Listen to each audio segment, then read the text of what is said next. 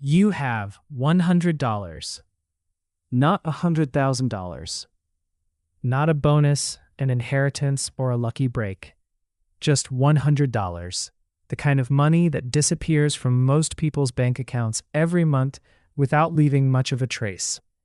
A dinner you barely remember, a subscription you forgot was active, a few random purchases that felt insignificant at the time. Individually, they don't seem important. Together, they're often about $100. Now, here's the interesting question. What happens when that same $100 goes somewhere intentional instead? Not because $100 a month will make you rich overnight. It won't. The math is slower than most people expect. In fact, the early years are so unimpressive that many people quit before they ever see the benefits. But something important happens when you invest your first intentional $100. Something that has very little to do with the amount itself. It changes the way you think about money. It changes what you notice, what you prioritize, and ultimately what becomes possible. The $100 isn't really the point. What the $100 starts is the point. Today we're going to look at what changes month by month and year by year when $100 leaves your account on the first of every month and goes somewhere that compounds. Month 1, the beginning. You open an investment account. It takes maybe 20 minutes. You connect your bank account. You schedule an automatic transfer of $100 every month. You choose a broad market index fund. You confirm the purchase. Then you close the app. That's it. One decision, one automation, one small action. The next morning where life looks exactly the same. Nothing dramatic happened. Your coffee tastes the same. Your commute feels the same. Your bank balance looks almost the same. And that's exactly why most people underestimate what just happened. Because what changed wasn't your financial situation. What changed was your direction. Before yesterday, you planned to invest someday. Today, you're an investor. That may sound like a small difference. It isn't. Starting is the hardest part. Everything that follows becomes easier because the system already exists. Month 6. The first test. 6 months later, you've invested $600. Then the market drops. Your account balance falls to around $563. You've lost money on paper. Not a life-changing amount, but enough to make you uncomfortable. This is the first real test. Not a test of intelligence. Not a test of financial knowledge. A test of patience. Because doing nothing suddenly feels difficult. Many people panic. They sell. They move to cash.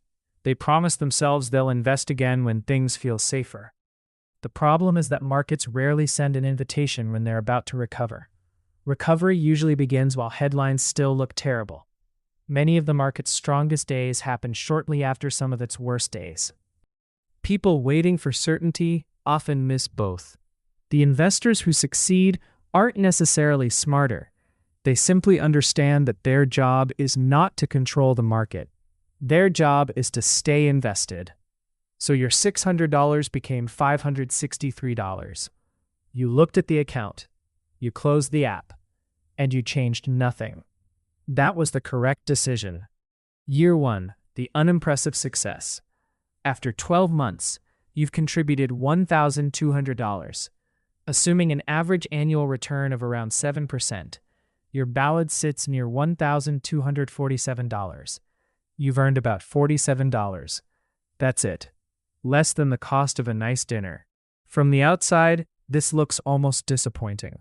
A whole year of investing for $47? But that's the wrong way to look at it. You're not building wealth yet. You're building momentum. You're building a system. You're building a habit that future wealth depends on. The growth seems small because the base is still small. But every month, the base gets larger. And every year, compounding has more money to work with. There's another change happening too. You start noticing money differently. Fees stand out.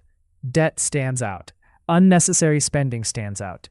Because every dollar now has an opportunity cost. You no longer see money only as something that can be spent. You also see what it could become. Year 5, compounding becomes visible. 5 years pass. You've invested $6,000. Your account is now worth roughly $7,200. For the first time, the growth feels real. The market has contributed around $1,200. Your money is beginning to work alongside you. Not harder than you. Not yet, but it's helping. Your account is generating growth every month without any additional effort from you. And this is where many people face another challenge: lifestyle inflation. Your income is probably higher than it was 5 years ago. The $100 transfer no longer feels significant. It's automatic, routine, easy to ignore. That's when the dangerous thought appears. Skipping a few months won't matter. But consistency matters most when success starts feeling ordinary. Someone who pauses contributions for several years doesn't just lose those contributions, they lose decades of future compounding attached to them. Small interruptions become surprisingly expensive over long periods of time. So don't stop. If possible, increase the amount, but don't stop. Year 10, the machine is running. 10 years have passed. You've invested $12,000. Your account has grown to roughly $17,400. About $5,400 came from growth. For the first time, the market is doing almost as much work as you are. Soon it will be doing even more. And something interesting has happened. Investing no longer feels like discipline. It feels normal. The transfer happens automatica. You don't debate it every month. You don't wonder whether this is the right time. The system simply runs. That's the hidden power of automation. It removes the need for constant motivation. You also have something incredibly valuable: 10 years of proof. Proof that you can commit to something and stick with it. Through market drops, economic uncertainty, job changes, unexpected expenses. And that confidence often spills into other areas of life as well. Year 20, the turning point. 20 years later, you've contributed $24,000. Your account is worth approximately $52,000. The market has generated about $28,000, more than your total contributions. Read that again. The market has added more money than you did. This is where compounding starts to feel almost unfair. The rules haven't changed. You're still investing the same $100, but time has multiplied the effect. The account has become a system that grows largely because it already exists. You are no longer the primary engine. Time and compounding have taken over much of the work. Year 30.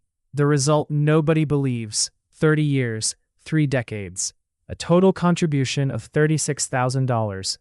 At an average annual return of 7%, your account reaches approximately $121,000. The market contributed around $85,000. You contributed $36,000.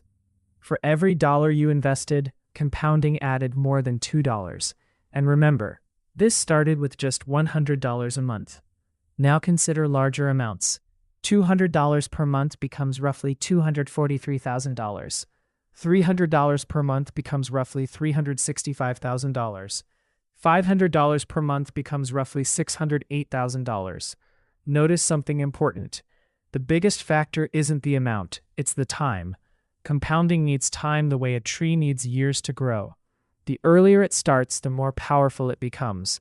Someone who starts at 25 with a modest amount often ends up ahead of someone who starts 10 years later with much larger contributions. Time is the multiplier that money can never replace. What actually changes? The obvious answer is the account balance, but that's not the first thing that changes. The first thing that changes is your relationship with money. You begin paying attention. You understand compounding because you see it happening. You understand investing because you participate in it. You learn lessons that no book, podcast, or video can teach quite as effectively, because now it's real. The account becomes a financial education that pays you while you learn. And eventually something else changes. You stop checking your finances out of fear. You start checking them out of curiosity. You stop wondering whether you're moving forward. You start watching the progress happen in real time. And that's what the first $100 really buys. Not immediate wealth, not overnight success. A different trajectory. The $100 you invest this month probably won't change your life this month. But it may change the person making financial decisions next month. And the month after that. And the year after that. And 30 years from now, That small decision may look far bigger than it ever seemed on day one, because sometimes the most important financial decision isn't how much you invest. It's simply that you started.